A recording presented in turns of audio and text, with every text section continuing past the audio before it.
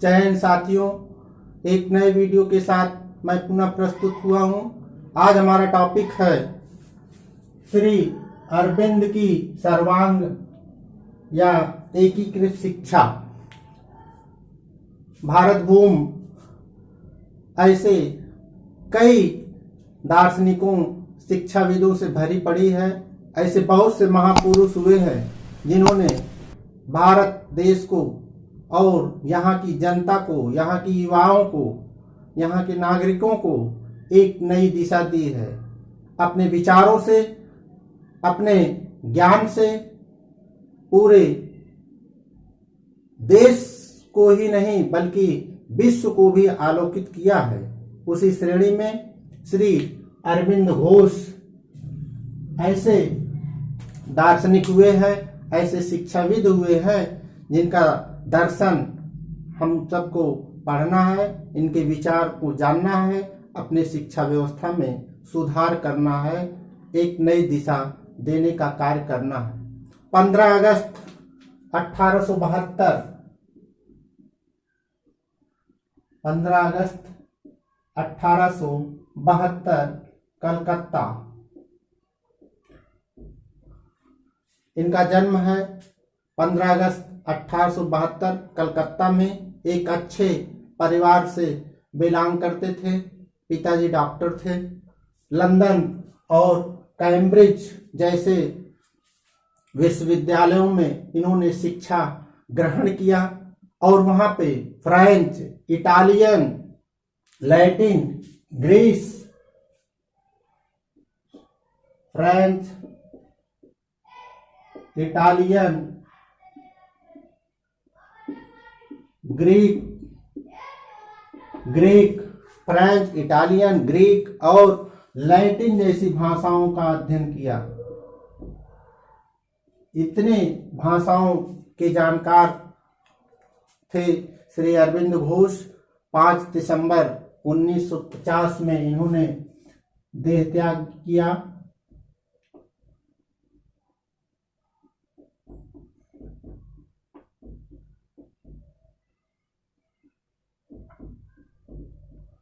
देह त्याग 5 दिसंबर 1950। हम इनके दर्शन के विषय में जानते हैं, क्या क्या इनका दर्शन रहा है, क्या क्या विचार रहा है। सबसे बड़ा जो शिक्षा का उद्देश्य है, जीवन का उद्देश्य है, वह है सच्चित आनंद। जीवन का उद्देश्य सच्चित आनंद की प्राप्ति, ये इनका पहला उद्देश्य रहा है। यह सच्चित आनंद कर्मयोग और ध्यान योग, कर्मयोग गीता से और ध्यान योग द्वारा, ये कर्मयोग और ध्यान योग द्वारा संभव है। जहां योग की बात आती है तो योग साधना,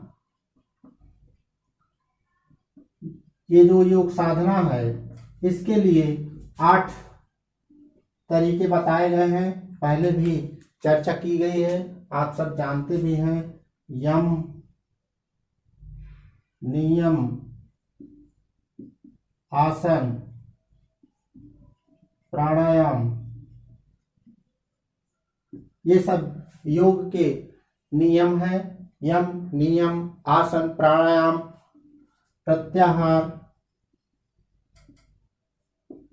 धारणा, ध्यान, समाधि, ये 8 हैं। 1 2 3 4 5 6 7 8।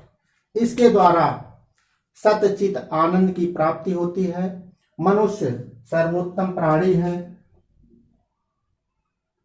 मानव सर्वोत्तम जीव है। ये भी इनका दार्शनिक विचार हमको देखने को मिलता है। और इस मनुष्य को भौतिक और आध्यात्मिक तत्वों के अभेद को अगर वो जान जाए तो वही सच्चा ज्ञान है। जो सच्चा ज्ञान है वह है भौतिक एवं आध्यात्मिक तत्वों के अभेद को जानना। ये क्या है? सच्चा ज्ञान। यही सच्चा ज्ञान है। भौतिक एवं आध्यात्मिक तत्वों के अभेद को जानना।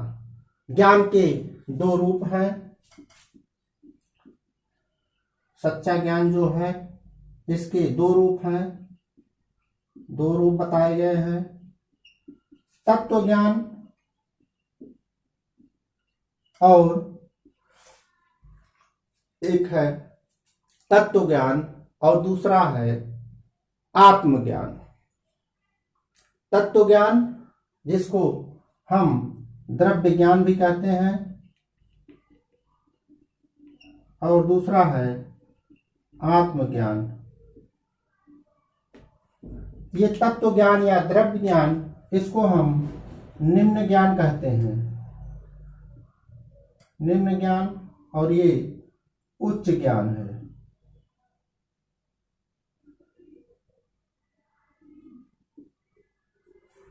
निम्न ज्ञान है, उच्च ज्ञान है। जो द्रव्य ज्ञान है यही जगत का ज्ञान है। जगत का ज्ञान है।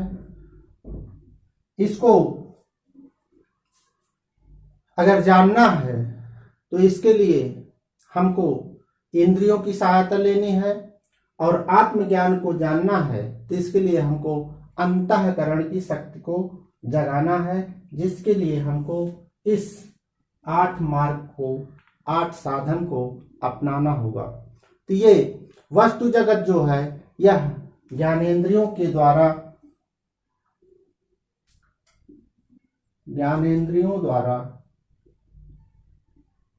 और उच्च ज्ञान जो है यह अंतःकरण द्वारा,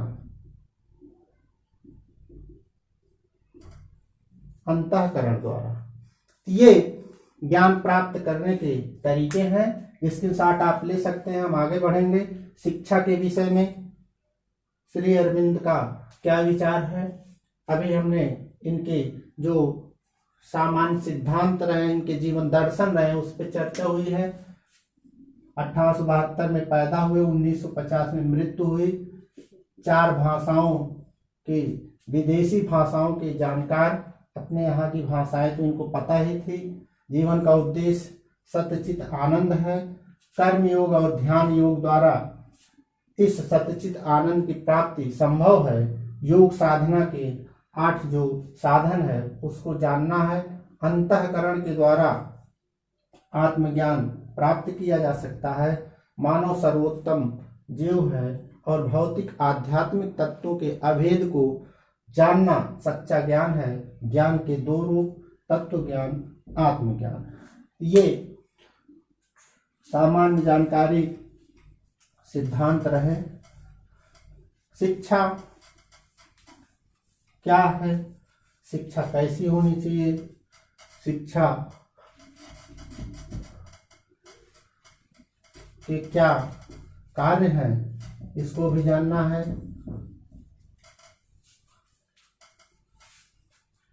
जहां तक शिक्षा की बात आती है, शैक्षिक चिंतन की बात आती है, तो उनकी रचना है शैक्षिक चिंतन के लिए national system of education,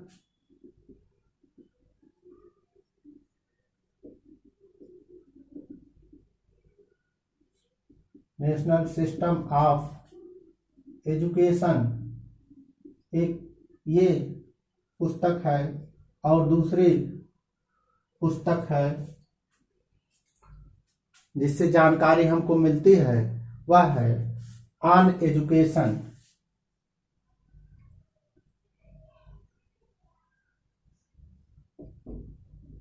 on education, ये दो किताबें हैं जिससे शिक्षा के विषय में जानकारी प्राप्त होती है। इसके अलावा जो और किताबें हैं वो यहाँ इंगित है, आप इसको देख सकते हैं। सबसे प्रसिद्ध पुस्तक, दार्शनिक पुस्तक जिसपे इनका पूरा दर्शन दिखाई देता है वह है लाइफ डिवाइन। इसके अलावा the mystery of Gita, Gita के विषय में है। ह्यूमन साइकिल, मानव विकास, Savitri, the synthesis of yoga, ये इनकी पुस्तकें हैं। जहाँ तक शिक्षा की बात है, शिक्षा की जानकारी हमको नेशनल सिस्टम ऑफ एजुकेशन और दूसरी पुस्तक है ऑन एजुकेशन, इससे हमको जानकारी प्राप्त होती है। शिक्षा के विषय में जो जानकारी हमको मिलती है वह है पहली कि यह मातृभाषा में हो,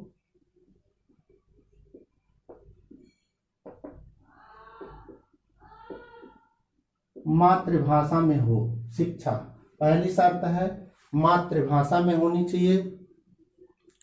धार्मिकता होनी चाहिए,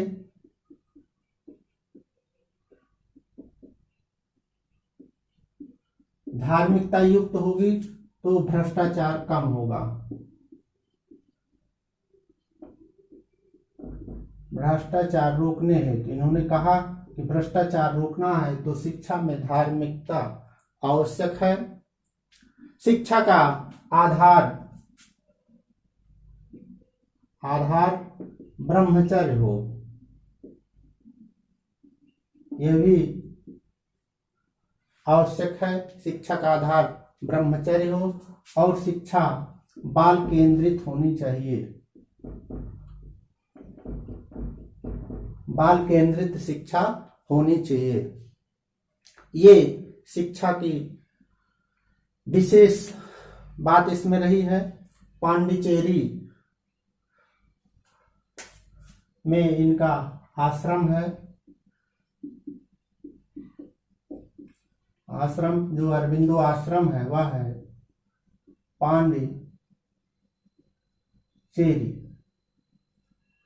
पांडिचेरी में आश्रम है, ये भी ध्यान रखना है। जो शिक्षा, सर्वांग शिक्षा बताई गई है वो सर्वांग शिक्षा क्या है और क्या है एकीकृत शिक्षा, इसको भी जानना है। योग की ऐसी साधना जिससे मानव दिव्य शक्ति की अनुभूति करता है, सर्वांग शिक्षा।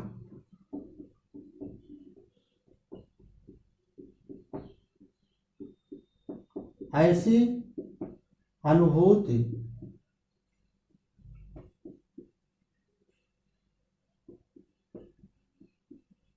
जिसमें, ऐसी अनुभूति जिसमें मानव दिव्य शक्ति की अनुभूति करता है।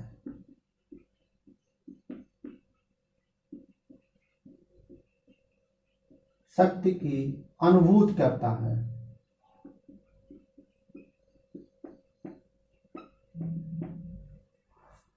दिव्य शक्ति की अनुभूति करता है।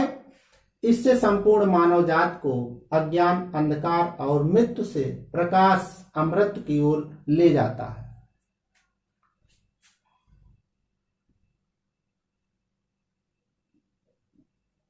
मानव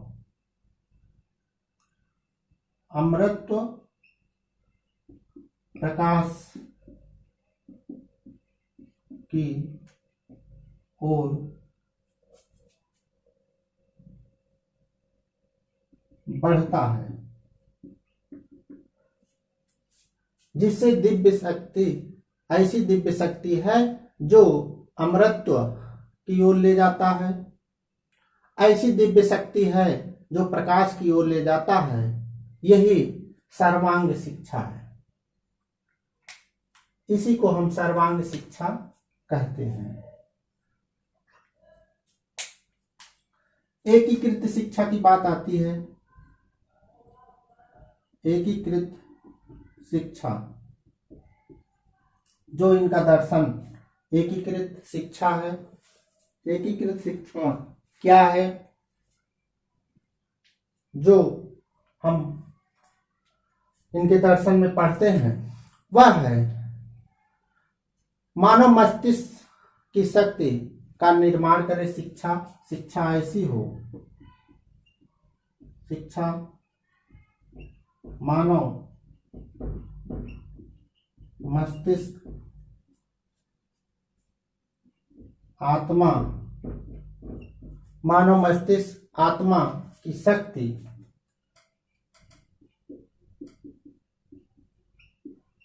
का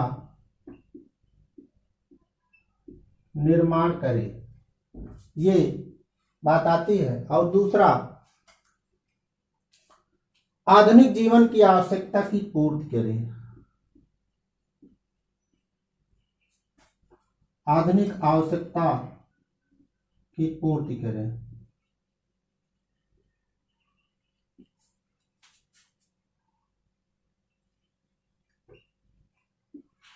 पूर्ति करे, ये मस्तिष्क आत्मा की शक्ति का निर्माण करे और आधुनिक जीवन की आवश्यकताओं की पूर्ति करे, कर्मठ नागरिक बनाए। और तीसरी जो जरूरी बात है वह है ऐसी शक्ति है जो व्यक्ति का उत्थान करे, ऐसी शक्ति है जो आगे बढ़ाए, जो भौतिक मानसिक आध्यात्मिक विकास करे।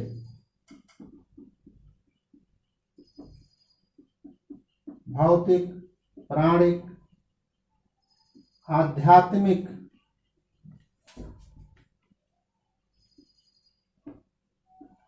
सर्वांगीण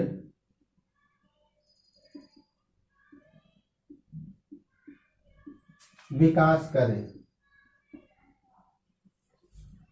ये है अरविंद की एकीकृत शिक्षा। ये जिसमें मानव दिव्य शक्ति की अनुभूति करता है, जो उसको अमृत प्रकाश की तरफ ले जाता है। ऐसी शिक्षा होनी चाहिए जो धार्मिकता युक्त हो, जो आत्मा का मस्तिष्क का अच्छे से विकास करे, निर्माण करे और साथ साथ आधुनिक जीवन की आवश्यकताओं की पूर्ति करते हुए कर्मठ नागरिक बनाए। यही एकीकृत शिक्षा है, ये होना चाहिए। यही अरविंद कहते हैं, ऐसी शिक्षा होनी चाहिए। स्क्रीनशॉट आप ले सकते हैं। हम आगे बढ़ते हैं। जो इनकी पुस्तक है शिक्षा से संबंधित, देख रहे हैं आप, national system of education on education, ये पुस्तकें हैं। बाकी पुस्तकें इनकी इधर हैं। The life divine, the mystery of Gita, human cycle, Savitri, the synthesis of yoga, ये प्रमुख पुस्तकें हैं जो परीक्षाओं में पूछी जाती है, ध्यान देना है। इसके बाद हमारा आता है शिक्षा के संदर्भ में क्या क्या विचार दृष्टिकोण रहा है।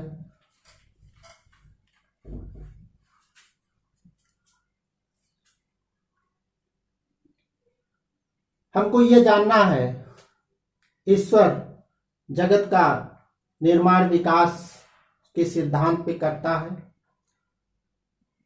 परम सत्ता पार्थिव रूप में जब उतरती है नीचे जमीन पर तो जगत प्रकट होता है। यही क्रिया आरोहण की प्रक्रिया होती है, अर्थात सृष्टि की रचना कैसे होती है, जीव की रचना कैसे होती है, यह प्रक्रिया आरोहण की प्रक्रिया कही जाती है। और यह आरोहण की प्रक्रिया 7 चरण में होती है, यह ध्यान देना है। पहला द्रव्य, दूसरा प्राण, तीसरा मानस, अतिमानस, आनंद, चित्त और सत। ये 7 चरण हैं। आरोहण प्रक्रिया के 7 चरण हैं। इस प्रक्रिया को समझना है। इसमें जो द्रव्य, प्राण और मानस, ये 3 भाग ये जन्म से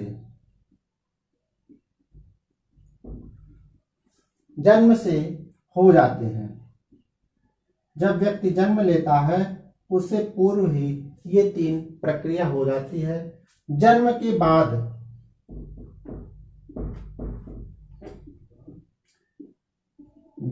बाद अतिमानस होती है और उसके बाद व्यक्ति अपना उत्थान करता है, विकास करता है। कर्म योग और ध्यान योग से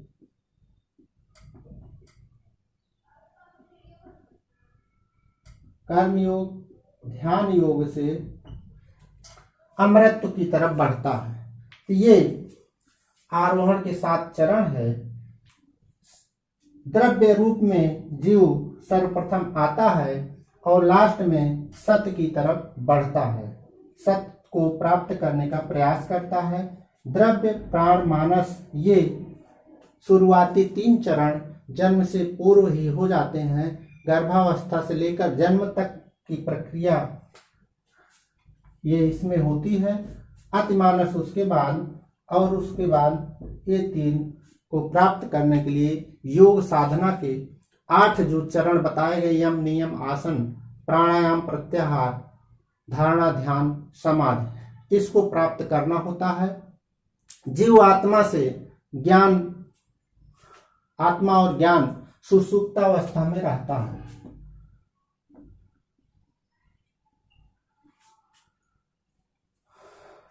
जीव आत्मा में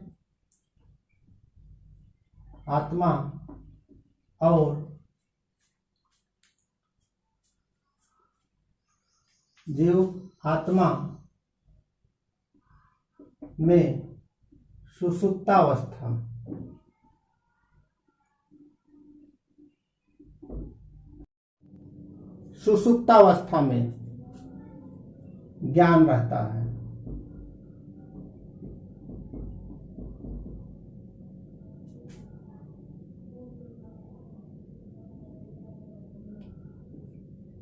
सुषुप्तावस्था में ज्ञान रहता है जीव और आत्मा में। शिक्षा का आधार अंतःकरण है।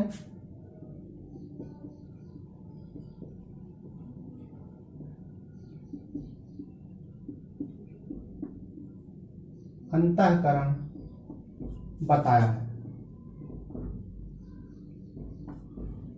यह भी हमको जानना है। और यह अंतःकरण जो होता है, ये 4 पटल इसके बताए गए हैं जो परीक्षाओं में पूछे जाते हैं। 4 पटल, इसी को जानना जरूरी है। 4 पटल कौन कौन से हैं? सबसे पहला है चित्त, दूसरा है मानस, चित्त है, मानस है, तीसरा है बुद्धि और चौथा है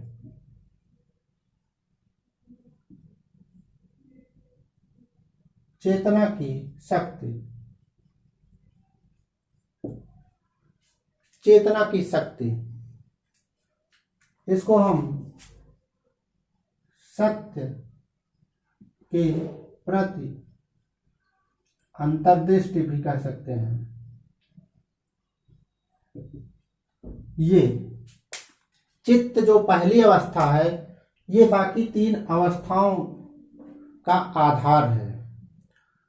प्रथम पटल है, लेकिन तीनों का आधार है। प्रथम पटल, तीनों का आधार। जो कुछ हम याद करते हैं, जो कुछ रटते हैं, वो चित्र में इकट्ठा होता है। जो भी कुछ याद करते हैं,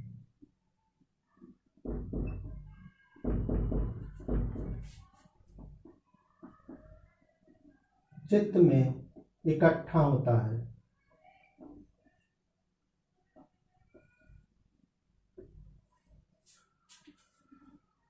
दूसरी जो अवस्था है, यह ज्ञानेंद्रियों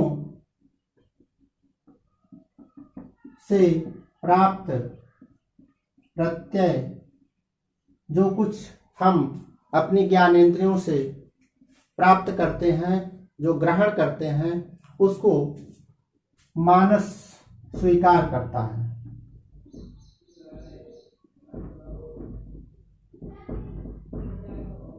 अब चूंकि ज्ञानेंद्रियां हैं और ज्ञानेंद्रियों से ये स्वीकार करता है, प्रत्यय विचार में फिर आगे बदलता है, विचारों में बदलता है, इसलिए इसको प्रशिक्षण की आवश्यकता है। प्रशिक्षण जरूरी है इसमें। बुद्धि, ये तीसरी अवस्था है, विचार करने की अवस्था। विचार करने की शक्ति इसमें पाई जाती है।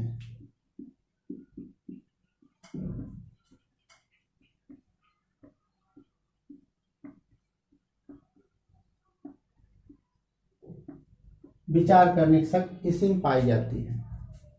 और तीसरी अवस्था के बाद चौथी अवस्था है, यह चेतना की शक्ति, ज्ञान का प्रकाश इसी में मिलता है। ज्ञान का प्रकाश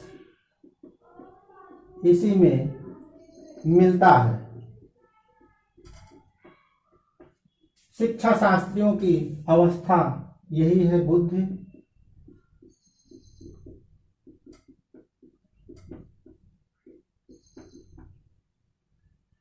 शिक्षा शास्त्रियों की अवस्था बुद्धि है।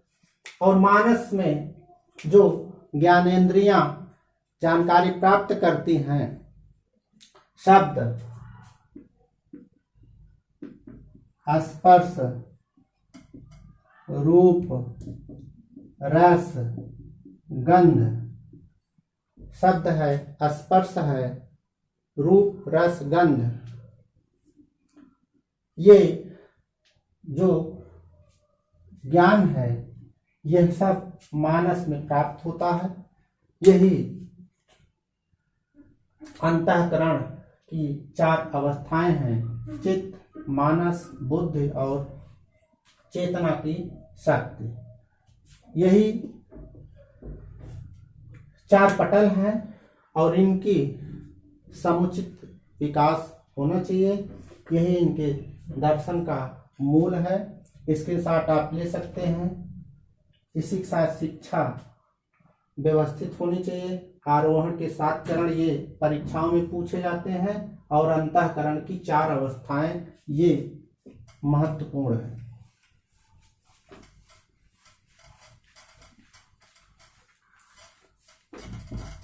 इसके बाद शिक्षा कैसी होनी चाहिए, इसको हम देख लेते हैं। सबसे पहले शिक्षा का उद्देश्य। शिक्षा का उद्देश्य जो बताया गया है वह शारीरिक, मानसिक,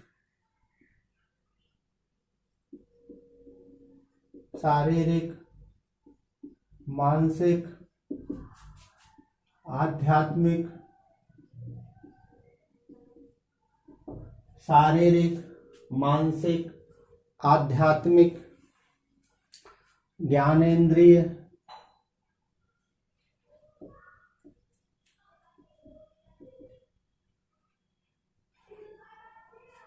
अंतःकरण,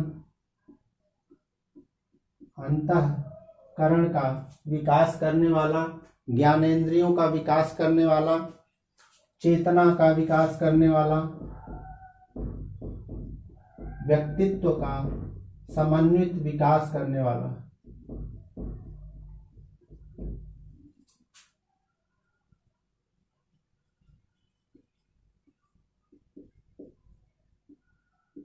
विकास करे। जो उद्देश्य है वो शारीरिक विकास करना, मानसिक विकास करना,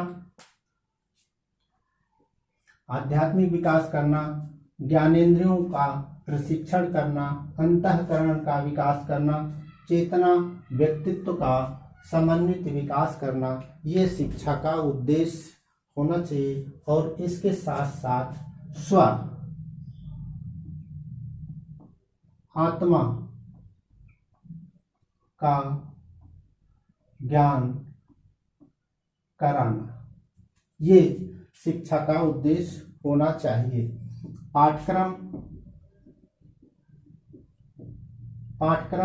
कैसा होना चाहिए? पाठ्यक्रम में इन्होंने भौतिक विषय, भौतिक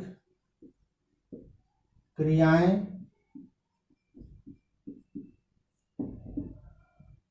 आध्यात्मिक विषय, आध्यात्मिक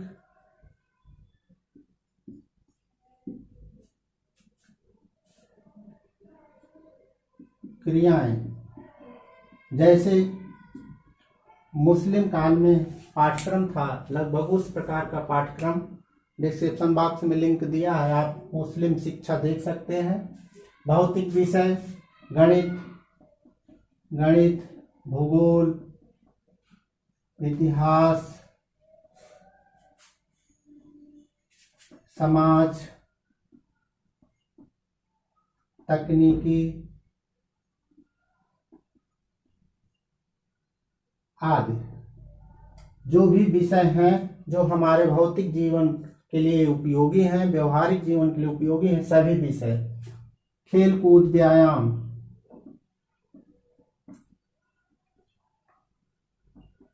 आदि। आध्यात्मिक विषय दर्शन, उपनिषद, वेद आदि। और आध्यात्मिक क्रियाएं यम, नियम, प्राणायाम आदि, ये ध्यान देना है।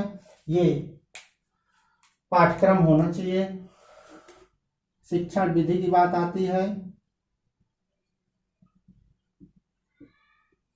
शिक्षण विधि क्या क्या शिक्षण विधि ये अपने में लागू करते हैं, वो शिक्षण विधियां हैं। करके सीखना, करके सीखना जो महत्वपूर्ण विधि है। स्वतंत्र चिंतन, ये प्रभावित हैं। स्वतंत्र की जब बात आती है तो प्रकृतिवाद की बात आ जाती है। और जो महत्वपूर्ण विधि है इनकी वह है क्रमिक विधि।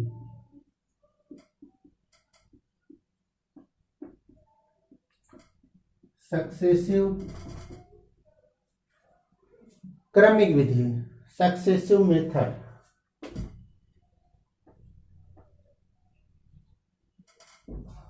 क्रमिक विधि क्या है? क्रमिक विधि जो इनकी महत्वपूर्ण विधि है वह विधि है, रटाना नहीं है।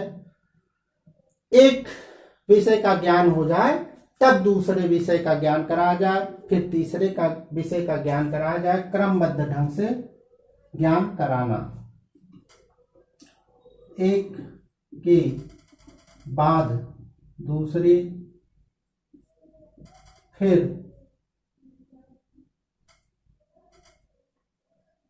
तीसरे, फिर चौथे विषय।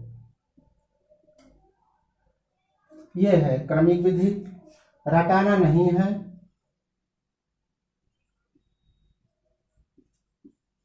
करके सीखना है। ये शिक्षण की विधियां हैं। अनुशासन, अनुशासन की बात आती है। अनुशासन इनका प्रभावात्मक अनुशासन है, अर्थात आदर्श प्रस्तुत करना। आदर्श प्रस्तुत करना ये प्रभावात्मक अनुशासन है, आदर्शवाद की तरह। शिक्षक, शिक्षक की बात आती है। शिक्षक क्या हो? स्वामी नहीं होना चाहिए, ये मार्गदर्शक हो,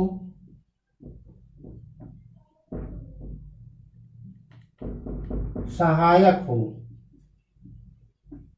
मार्गदर्शक हो, सहायक हो, सुझाव दे, सुझाव दे, लादे नहीं, लादने वाली प्रवृत्ति न हो। छात्र, छात्र के विषय में इन्होंने क्या कहा? छात्र प्रमुख है, इसीलिए पाठ्यक्रम की बात आती है तो बाल केंद्रित पाठ्यक्रम आता है, ध्यान देना है।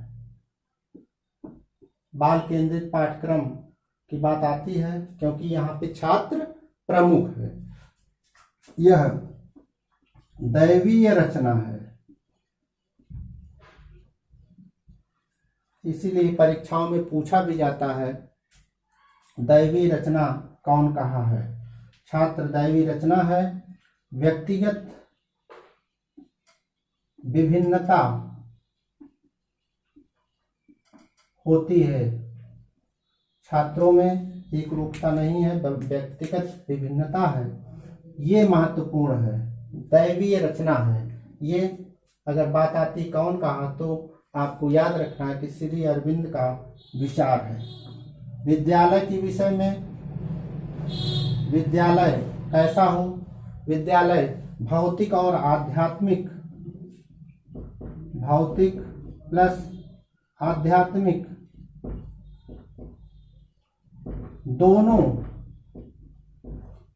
दोनों का विकास करे, दोनों पक्षों का विकास करे।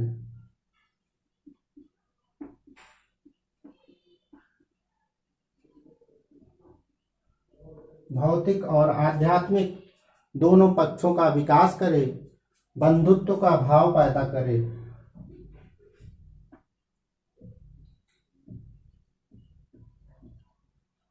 पैदा करे।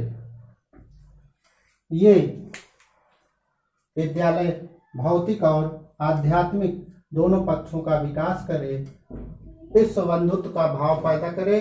छात्र दैवी रचना है, व्यक्तिगत विभिन्नता होती है, छात्र का प्रमुख स्थान है। शिक्षक स्वामी नहीं हो सकता, यह मार्गदर्शक की भूमिका में होगा और ये सुझाव दे सकता है, कोई भी विचार जबरदस्ती नहीं लाद सकता है। प्रभावात्मक अनुशासन की बात अरविंद करते हैं। आदर्श प्रस्तुत करें, प्रभाव डाले और स्वयं छात्र सीखे। करके सीखना, स्वतंत्र चिंतन रटने से रोकते हैं और क्रमिक विधि को अपनाते हैं। एक विषय का ज्ञान हो जाए, फिर दूसरे विषय प्रारंभ की जाए, फिर तीसरे, फिर चौथे, ऐसे क्रमबद्ध ढंग से होना चाहिए। पाठ्यक्रम बाल केंद्रित है, इसमें भौतिक और आध्यात्मिक दोनों प्रकार के विषय समाहित है और उद्देश्य शारीरिक, मानसिक, आध्यात्मिक ज्ञानेंद्रिय, चेतना, व्यक्तित्व सबका समन्वित विकास होना चाहिए। यही अरविंद की एकीकृत शिक्षा योजना है। इसी को शिक्षा में लागू करने की बात अरविंद करते हैं। अपने आश्रम पांडिचेरी अरविंदो आश्रम में भी ऐसी शिक्षा को लागू करने की बात करते हैं। पाठ्यक्रम जो बनाए गए हैं इसको भी प्राथमिक, माध्यमिक और उच्च स्तर में अलग अलग उम्र के हिसाब से, अलग अलग स्तरों के हिसाब से पाठ्यक्रम को इन्होंने बांटा है। प्राथमिक शिक्षा मातृभाषा में होनी चाहिए और उसी स्तर के अनुसार विषयों का विभाजन होना चाहिए। विस्तृत कक्षा कभी और हुई तो हम उसमें चर्चा करेंगे। अरविंद का दर्शन, सर्वांग दर्शन, एकीकृत शिक्षा के विषय में आज हम लोग अध्ययन किए। वीडियो को देखने के लिए, पसंद करने के लिए, आगे बढ़ाने के लिए आप सबका बहुत बहुत धन्यवाद, आभार।